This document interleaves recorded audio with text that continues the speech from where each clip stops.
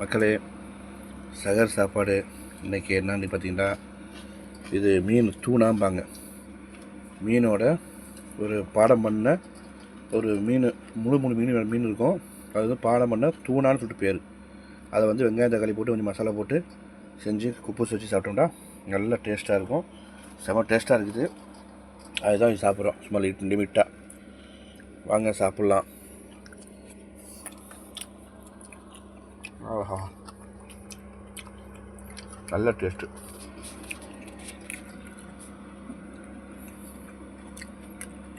குப்பூஸு தூணா, அவ்வளோதான். அடுத்த வீட்டில் பார்ப்போம்.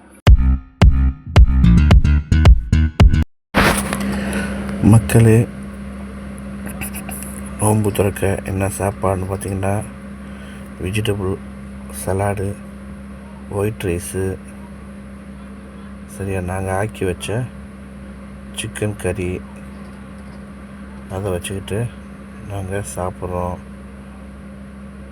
அதை வச்சு நோன்பு திறக்கிறோம். சரியா பாருங்கள், வாங்க சாப்பிட்லாம்.